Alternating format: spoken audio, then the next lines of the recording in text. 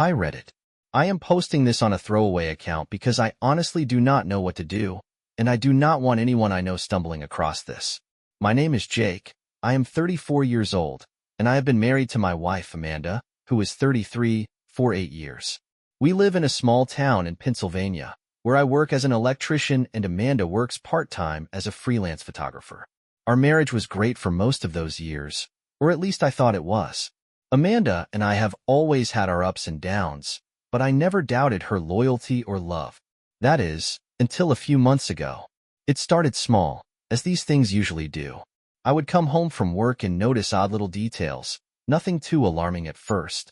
For instance, one day, the pillows on the living room couch were arranged differently than how I had left them that morning. Amanda has always been a bit of a perfectionist about her decorating, so I assumed she had just moved them around for photos or something. But then it started happening more frequently. I began to notice little things out of place. A mug in the sink when I knew we had not used it, an unfamiliar cologne-like scent lingering in the air, or the back door unlocked when Amanda was always careful about locking up. I brushed it all off at first. I chalked it up to my imagination or Amanda simply forgetting to mention something. I told myself I was being paranoid and moved on. But as the weeks went by, the unease in my gut began to grow. One day, I came home early from work because a storm had knocked out power at the job site. As I walked into the house, I noticed a pair of men's sneakers by the door. They were not mine, and they were not anyone I recognized. My heart started racing, but I tried to calm myself. Maybe Amanda had a male client over for a photo shoot? It would not be unusual for her to have someone in the house for work. I called out, "Amanda?" But there was no answer. I walked through the house, my nerves on edge. The kitchen was empty. The living room was silent. Finally, I heard a faint noise coming from upstairs, Amanda's voice, muffled but unmistakable, followed by a man's laugh. I froze. My blood ran cold, and I felt like I could not breathe. I wanted to run upstairs and confront them, but something held me back. Instead, I quietly backed out of the house and sat in my truck, trying to process what I had just heard. My mind was racing with possibilities, each worse than the last. About 20 minutes later, Amanda came outside, looking surprised to see me. "Jake, what are you doing home so early?" she asked, her voice a little too bright. I glanced at her, trying to keep my expression neutral. "Power outage at work," I replied. "I thought I heard you talking to someone. Was someone here?"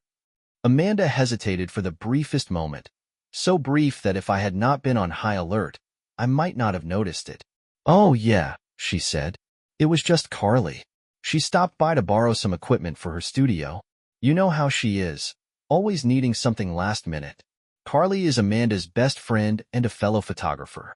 It was a plausible explanation, but something about her tone did not sit right with me. Still, I nodded and let it go, not wanting to escalate things without evidence. After that day, I could not shake the feeling that something was off. Amanda's explanation about Carly seemed reasonable enough, but my gut told me there was more to the story. I started paying closer attention to the little things I would have ignored before. Over the next few weeks, I noticed more strange behavior. Amanda seemed distracted, often lost in her thoughts. She would glance at her phone and smile to herself, and when I asked who she was texting, she would brush it off with a casual, "Just Carly," or "work stuff." She began taking longer showers, and I noticed she had started wearing perfume around the house, even when she was not going out. I tried to convince myself I was overthinking it. Maybe she was just going through a phase. Maybe I was being paranoid. But the nagging doubt in the back of my mind would not go away. One day, I came home early again, this time on purpose. I told Amanda I had a late job, but I wanted to see if anything unusual was happening when I was not around. When I walked into the house, everything seemed normal, too normal. Amanda was sitting on the couch, scrolling through her phone, and she greeted me with a smile. "Hey, you're home early," she said, setting her phone down. "What's up?" I shrugged. "Finished up sooner than I thought. How's your day been?" "Good," she replied quickly. "Just working on editing some photos." I glanced around the room, looking for anything out of place, but everything seemed fine. Still, I could not shake the feeling that she was hiding something. That night, I lay awake in bed, my mind racing. I hated feeling like I could not trust Amanda, but I needed answers. The next day, I bought a small, discreet camera and set it up in the living room. I felt guilty doing it, but I told myself it was the only way to know for sure if something was going on. For the first few days, I did not notice anything unusual. The footage showed Amanda going about her usual routine, editing photos, talking on the phone, and occasionally watching TV. But then, on the fifth day, something happened that made my heart sink. I was reviewing the footage late at night when I saw a man enter the house. He was tall, with dark hair, and he looked to be around Amanda's age. She greeted him with a hug, and they sat on the couch, laughing and talking. At one point, he leaned in and kissed her. My stomach turned as I watched Amanda kiss him back. I felt like the air had been knocked out of me. I paused the video and stared at the screen, unable to believe what I was seeing. This was not just a friendly visit. This was an affair. The next morning, I could barely look at Amanda. She was her usual cheerful self, completely unaware that I knew the truth. Part of me wanted to confront her right then and there, to demand an explanation. But another part of me wanted to wait and gather more evidence. I wanted to know how long this had been going on, who this man was, and what she was thinking. I decided to keep the camera running and play along, pretending everything was normal. It was one of the hardest things I had ever done. Every time Amanda smiled at me or said she loved me, I felt a pang of anger and sadness. But I needed to see how far this went before I made my move. Over the next few weeks, the camera captured more visits from the man.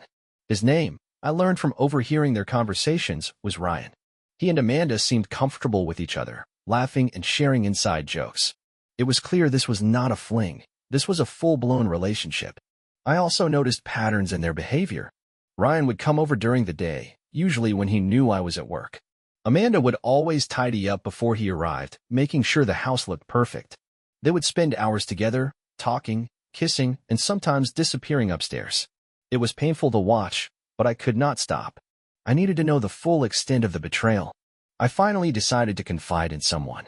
I told my best friend, Mike, about what I had discovered. Mike and I had been friends since high school, and I knew he would give me honest advice. "Jake, that is rough," Mike said after I showed him some of the footage. "I cannot believe she would do this to you. What are you going to do?" "I do not know," I admitted. Part of me wants to confront her and end it, but another part of me. "I still love her, Mike. I want to understand why she did this." Mike nodded. "I get that. But you cannot let this go on forever. At some point, you need to confront her and figure out what you want." After talking to Mike, I decided to gather as much evidence as I could before confronting Amanda. I wanted to ensure I understood the full scope of what was happening before taking any action. The hidden camera continued recording during the day, and I reviewed the footage each night after Amanda went to bed. What I discovered was both heartbreaking and infuriating. Ryan was at our house at least twice a week, sometimes staying for hours. They were comfortable with each other in ways that made my stomach churn. One day, I watched as Amanda made lunch for the two of them, laughing and joking as if they were a married couple. Another day, they sat on the couch, heads close together, scrolling through her laptop. I could not hear everything they were saying, but their body language told me enough. It was clear that Ryan was not just some random fling. He was someone Amanda cared about deeply. That realization hit me like a ton of bricks. This was not just a betrayal of my trust. It was a complete disregard for the life we had built together. The turning point came one afternoon when I was reviewing footage from earlier in the day. Ryan had come over, as usual, but this time, they did something that sent me over the edge. They went into our bedroom. The room Amanda and I had shared for 8 years. The room where we had celebrated anniversaries, comforted each other during hard times, and dreamed about our future. I watched as they entered the bedroom, closing the door behind them. I fast-forwarded through the footage, unable to stomach watching in real time. When they finally came out, Amanda looked happy, almost glowing. It was a level of betrayal I could not comprehend. I knew then that I could not let this continue. I needed answers, and I needed them now. I decided to confront Amanda, but I wanted to do it in a way that left no room for denial. I planned to catch her in the act. It felt manipulative, but I needed to see the truth with my own eyes. One Friday, I told Amanda I would be working late, knowing full well she would invite Ryan over. I parked my truck a few blocks away and waited until I was sure he had arrived. Then, I quietly let myself into the house. The living room was empty, but I could hear voices coming from the kitchen. I crept closer, my heart pounding in my chest. Amanda and Ryan were sitting at the kitchen table, laughing over a bottle of wine. The sight of them so comfortable in my home made my blood boil. I stepped into the room, and the laughter stopped immediately. Amanda's eyes went wide, and Ryan looked like he had seen a ghost. "Jake," Amanda stammered, her voice trembling. "What are you doing home?" "What am I doing home?" I repeated, my voice low and shaking. "What is he doing here?" Ryan stood up, looking panicked. "I should go." "No, you stay." I snapped, cutting him off. "You are part of this too." Amanda started crying, but I could not bring myself to comfort her. "How long has this been going on?" I demanded, my voice rising. "How long have you been sneaking around behind my back?" Amanda could not meet my eyes. "A few months," she admitted quietly. "A few months." I repeated, incredulous. "You have been bringing him into our home, into our bedroom, for months?" "I am sorry," she said, tears streaming down her face. "I never meant for this to happen." Ryan, to his credit, looked genuinely ashamed. "Jake, I did not know." "Do not," I interrupted. "Do not try to make excuses. Both of you knew exactly what you were doing."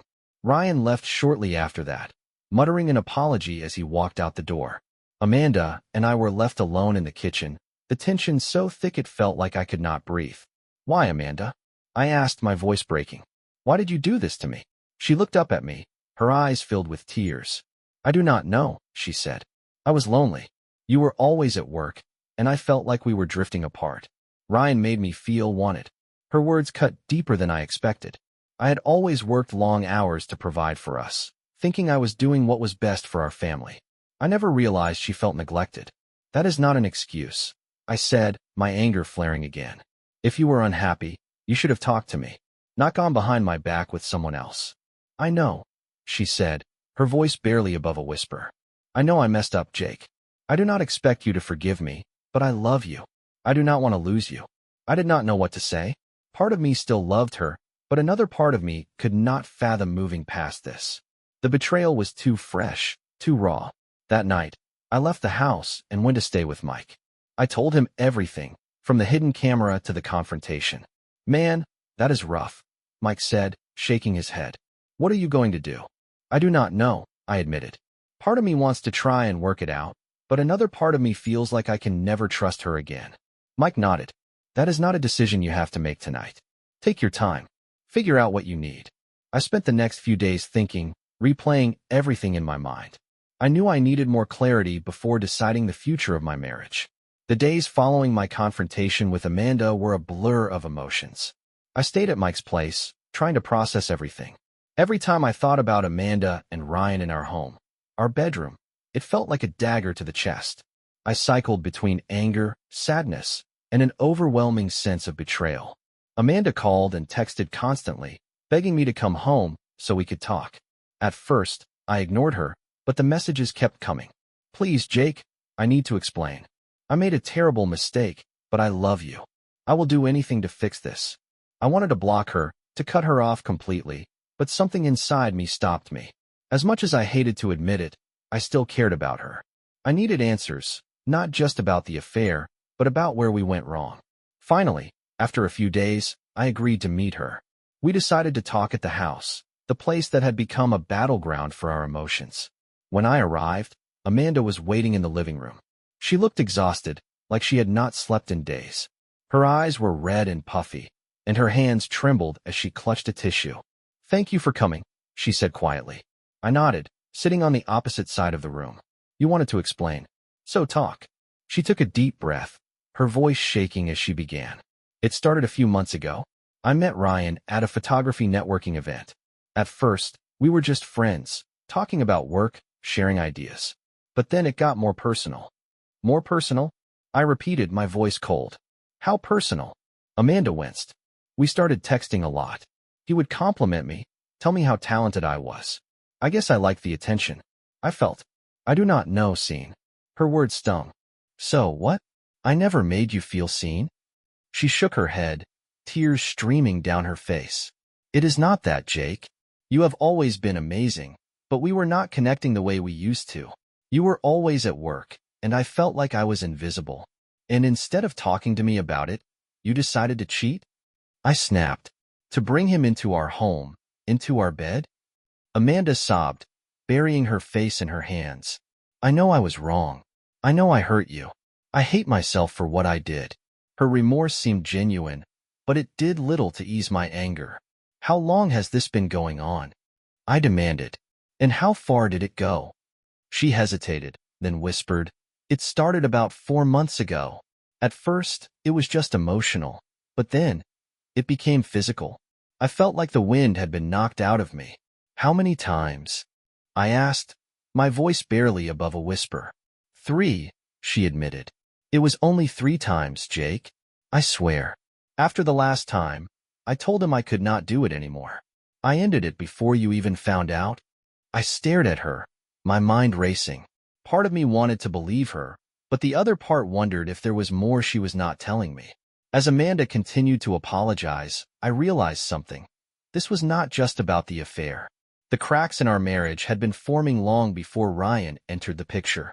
I had been so focused on work, on providing for us, that I had missed the signs. That did not excuse what she did, but it forced me to confront my own shortcomings. You should have talked to me, I said finally. If you were unhappy, you should have told me. We could have worked on it together. I know, she said, her voice breaking. I was a coward. I did not want to admit how I was feeling, and I made the worst mistake of my life. But I love you, Jake. I want to fix this. Her words hung in the air, heavy with emotion. I wanted to believe her, but I knew trust would not be rebuilt overnight. I need time, I said, standing up. I cannot make any decisions right now. Amanda nodded, wiping her tears. Take all the time you need. I will do whatever it takes to prove myself to you. Over the next few weeks, Amanda made good on her promise to work on herself. She started going to therapy, both individually and with me. She gave me access to her phone and social media accounts, and she cut off all contact with Ryan. I could see she was trying, but it was hard for me to let go of the anger and hurt. One night, during a therapy session, our counselor, Dr. Monroe, asked me a question that stopped me in my tracks. Jake, do you still love Amanda? I hesitated, unsure of how to respond. I do not know, I said honestly. Part of me does, but part of me feels like I do not even know her anymore. That is normal, Dr. Monroe said. Rebuilding a relationship after infidelity is one of the hardest things a couple can go through. It will take time, patience, and a willingness to be vulnerable again. I wanted to believe her, but I was not sure if I had it in me. The pain of betrayal was still fresh, and the thought of opening myself up again felt terrifying. Just when I thought things could not get more complicated, I ran into Ryan at the grocery store. He was in the produce aisle, casually picking out apples like he had not destroyed my life. My blood boiled as I approached him. Ryan, I said, my voice low and threatening. He looked up, startled. Jake, hey. Do not hey me, I snapped. I know everything. You think you can just walk around like nothing happened? Ryan shifted uncomfortably. Look, man, I am sorry. I never meant for things to get out of hand. Out of hand, I repeated, incredulous. You had an affair with my wife in my home, and you call that out of hand? He raised his hands defensively. It was a mistake. I swear. I regret it. Good, I said, stepping closer. Because you are going to regret it for the rest of your life if you come near her again. Ryan nodded quickly, backing away. Understood. As I watched him leave, I felt a small sense of satisfaction. It did not fix anything, but it felt good to stand up for myself. After my encounter with Ryan at the grocery store, I returned home feeling slightly relieved but still emotionally drained. It was clear to me that Amanda was trying her best to repair the damage, but I was still unsure if I could ever truly trust her again. The betrayal was etched in my mind, replaying in moments of quiet like a haunting echo. Amanda's efforts to rebuild trust were undeniable. She had gone above and beyond to show her commitment to our marriage. She deleted Ryan's contact information, blocked him on social media, and even shared her phone passwords with me. She started therapy twice a week, once individually and once with me, and made a point of being fully transparent about her daily activities. Despite her efforts, the healing process was far from linear. Some days, I felt hopeful that we could rebuild what we had, but other days, I found myself consumed with anger and doubt. Every time Amanda touched me or said she loved me, I would wonder, was this the same way she touched him? Did she tell him the same thing she told me? One night, During one of our therapy sessions with Dr. Monroe, I decided to lay it all on the table. I just do not know how to stop thinking about it, I admitted. Every time I look at her, I picture them together. It feels like a movie stuck on repeat in my head. Amanda's face crumpled, but she stayed silent, letting me speak. Dr. Monroe nodded thoughtfully. Jake, that is a natural reaction. Betrayal has a way of embedding itself into our minds, especially when it happens in a place as personal as your own home. The key is learning how to process those feelings without letting them control you. How do I do that? I asked, genuinely frustrated. How do I move past something like this? It takes time, patience, and communication, she replied. You have to give yourself permission to feel what you are feeling, but you also need to focus on the present and the future, not just the past. The hardest part of moving forward was learning to see our home as a place of love again. Every corner of the house reminded me of what had happened, especially our bedroom. Amanda had suggested redecorating to make it feel like a fresh start, but even that felt like putting a Band-Aid on a wound that refused to heal. One weekend, Amanda suggested something unexpected. Let's repaint the bedroom together, she said. I know it sounds silly, but maybe it will help if we make it our project. Something new. I hesitated, unsure if I was ready for that kind of symbolism, but eventually, I agreed. We spent the next few days choosing colors, moving furniture, and painting the walls a soft, calming blue. It was a simple project, but it gave us a chance to work together on something constructive. As we painted, we really talked. Amanda opened up about her guilt, her regrets, and the loneliness that had led her down this path. For the first time, I saw her vulnerability in a way I had not seen in years. I know I do not deserve your forgiveness, she said one afternoon, her voice trembling. But I want you to know that I will spend the rest of my life making this up to you if you let me. Her words hit me hard. I still was not sure if I could forgive her, but I knew I needed to try for my sake as much as hers. After we finished painting, Amanda surprised me with another gesture. She had taken one of our wedding photos, the one where we were laughing under a canopy of lights, and framed it in a new, simple wooden frame. She hung it above our bed, a reminder of the good times we had shared. I know it is just a picture, she said, but I want this to be a symbol of what we are working toward. I want us to be that couple again. It was a small gesture, but it meant a lot to me. For the first time, I felt a glimmer of hope that maybe, just maybe, we could find our way back to each other. A few weeks later, Amanda and I decided to have a truth night. The idea came from Dr. Monroe, who suggested we set aside a night to air our feelings without judgment or interruption. We poured glasses of wine, sat in the living room, and took turns speaking. I hate what you did, I began, my voice steady but firm. I hate that you brought him into our home. I hate that you made me feel like I was not enough. Amanda nodded, tears welling in her eyes. You were always enough, Jake. This was not about you. It was about me and my own insecurities. I was selfish, and I hurt you in ways I will never forgive myself for. Her honesty was disarming. I had expected her to get defensive or make excuses, but instead, she owned her mistakes completely. As the night went on, we talked about everything, our fears, our hopes, and what we wanted for the future. It was the most honest conversation we had had in years, and it felt like a breakthrough.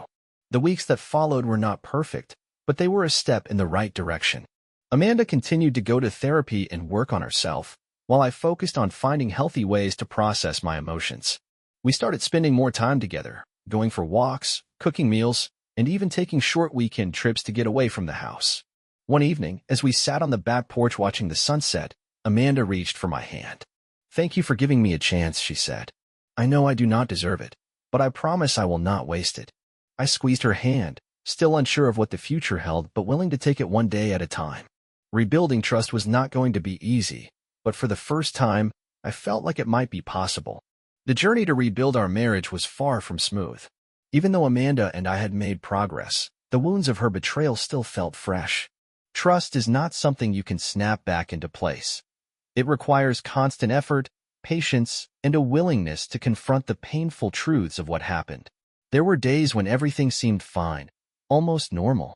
Amanda and I would laugh, share a meal, or sit on the couch watching our favorite shows, and for a moment, it felt like the old days. But those moments were fleeting. They would inevitably be interrupted by a random thought, a memory, or a lingering doubt that would pull me back into the darkness. One morning, while Amanda was in the shower, her phone buzzed on the nightstand. It was just a calendar notification, but my stomach dropped anyway. My mind immediately jumped to the worst-case scenario. What if she was still hiding something? What if Ryan was back in her life? Even though I had access to her phone and she had been transparent, my paranoia refused to let go. I hated feeling this way. I hated the person I had become. Someone who doubted every word, every action, every smile. It was exhausting, and it made me wonder if this was how I wanted to live the rest of my life. During one of our therapy sessions, I voiced these concerns to Dr. Monroe. "I do not know if I can do this," I said, my voice heavy with frustration. "Even when things are going well, I cannot stop myself from wondering if it is all just a lie." Dr. Monroe nodded. "Jake, rebuilding trust after infidelity is one of the most challenging things a couple can face. It is normal to feel this way, but the question you need to ask yourself is whether you are willing to keep working through it. Healing is not a straight line. It is a process." Amanda looked at me, her eyes filled with guilt and sadness. "Jake, I know I cannot erase what I did, but I will do anything to help you feel safe again. I just need you to tell me what you need." Her words hit me hard. I realized that while Amanda was taking responsibility for her actions, I had not been clear about what I needed to move forward. I was so focused on my pain that I had not communicated my expectations for the future. "I need consistency," I said finally. "I need to know that you are committed to us, that you are not just doing this out of guilt. I need time, and I need honesty." Amanda nodded. "You have that, Jake. I promise." Slowly but surely, Amanda's actions began to match her words. She started checking in with me throughout the day, not in a way that felt intrusive, but in a way that showed she was thinking about me. She made an effort to plan little surprises, cooking my favorite meals, leaving sweet notes in my lunchbox, or suggesting spontaneous date nights. One evening, she suggested we revisit the place where we had our first date, a small diner on the outskirts of town. At first, I was hesitant. The idea of trying to relive the past felt forced, almost artificial. But Amanda insisted, and I eventually agreed. When we arrived, the waitress who had served us all those years ago was still there. She recognized us immediately, commenting on how nice it was to see a couple still going strong after so many years. Her words stung, but they also reminded me of the foundation Amanda and I had built before everything fell apart. As we sat in the booth, Amanda reached across the table and took my hand. "I know I cannot change the past," she said, her voice steady, "but I want you to know that I am committed to our future. I want us to be happy again." Her sincerity was palpable, and for the first time in a long time, I felt a glimmer of hope. Despite the progress Amanda and I were making, there was one loose end I could not ignore: Ryan. The fact that he had been such an integral part of Amanda's betrayal weighed heavily on me. Even though Amanda had cut him out of her life, I still felt a lingering need for closure. One afternoon, I decided to confront him. I found out where he worked, a small marketing firm downtown, and showed up unannounced. When I walked into his office, he looked genuinely shocked to see me. "Jake," he said, standing up, "what are you doing here?" "I need answers," I said bluntly. "Why? Why did you do it? Why did you think it was okay to destroy my marriage?" Ryan sighed, running a hand through his hair. "Look, I know what I did was wrong. I do not have an excuse. I was selfish, and I got caught up in something I should not have. I am sorry, Jake. Truly." "Sorry does not cut it," I said, my voice trembling with anger. "Do you have any idea what you put me through? What you put her through?" "I know," he said, his tone remorseful, "and I am not proud of it. But for what it is worth, I am glad she chose you. She never stopped loving you, Jake. Even when we were together, I could see it." His words hit me like a ton of bricks. I left his office feeling a mix of anger, sadness, and an odd sense of vindication. It did not erase the pain, but it gave me a sliver of clarity. That night, I told Amanda about my meeting with Ryan. She was visibly shaken but grateful that I had told her. "I am sorry you had to go through that," she said, tears in her eyes. "But I am glad you got some closure. I hope it helps." "It does not fix everything," I admitted, "but it is a start."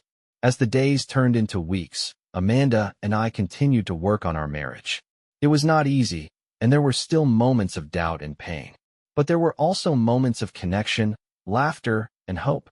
Moments that reminded me why I fell in love with her in the first place. Months had passed since Amanda's affair came to light, and while the scars were still there, they had begun to fade. I had reached a point where I could talk about what happened without feeling like the ground was crumbling beneath me. Therapy, honest conversations, and Amanda's consistent efforts had laid the groundwork for something I never thought possible: healing. But even with the progress we had made, I still had one unanswered question. Could I truly forgive her? Not just superficially, but fully, in a way that would allow us to move forward without the past hanging over us like a storm cloud. One evening, Amanda suggested we take a short trip to the cabin we had rented during our honeymoon. It was a modest place tucked away in the woods, surrounded by towering trees and the soothing sounds of nature. I was hesitant at first, unsure if I was ready to revisit a place so deeply tied to our happier days. But Amanda insisted, and something about her determination made me agree. When we arrived, the sight of the cabin brought back a flood of memories. I remembered how we had spent hours sitting on the porch, talking about our future, dreaming about the life we would build together. It felt like a lifetime ago. Amanda had planned everything. She had packed my favorite foods, brought board games, and even found the old blanket we used to sit on when we stargazed. Her effort was palpable, and it reminded me of the woman I had fallen in love with, the woman who, despite her mistakes, was still standing by my side. That night, we spread the blanket on the porch and sat beneath a sky full of stars. The air was crisp, and the silence was comforting rather than suffocating. Amanda poured us each a glass of wine and hesitated before speaking. "Jake," she began, her voice trembling slightly. "I know I have said this 1,000 times, but I need you to hear me. I am so sorry for what I did to you, to us. I know I broke your trust, and I hate myself for it. But I love you, and I will never stop trying to make this right." I stared at her for a long moment, the weight of her words settling over me. She had apologized before, but this time felt different. There was no desperation in her voice, no expectation for forgiveness, just raw, unfiltered sincerity. "I know," I said finally. "I know you are sorry, Amanda, and I know you have been trying. I see it, and I appreciate it." Tears filled her eyes, but she stayed silent, waiting for me to continue. "This has been the hardest thing I have ever gone through," I admitted. "There were times when I wanted to walk away, times when I thought I could never forgive you. But I also realized something. If I let this define us, I will lose more than just my marriage. I will lose my best friend, the woman I built my life with." She reached for my hand, her grip firm but gentle.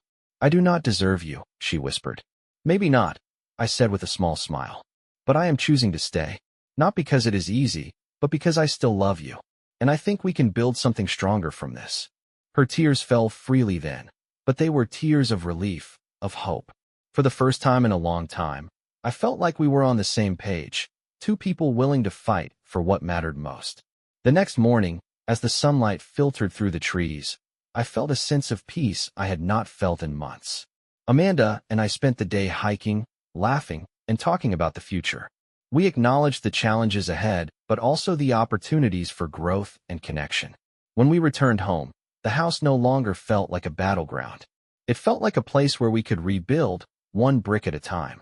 We decided to keep going to therapy, not because we needed it to survive, but because we wanted to thrive. One night, I sat down and wrote a letter, not to Amanda, but to myself. I wanted to capture everything I had learned from this experience, everything I wanted to remember moving forward. The letter read, "Jake, you went through something no one should ever have to endure, but you came out stronger.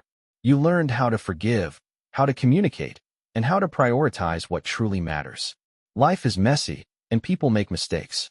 Amanda made a big one, but she also showed you that love is not about perfection.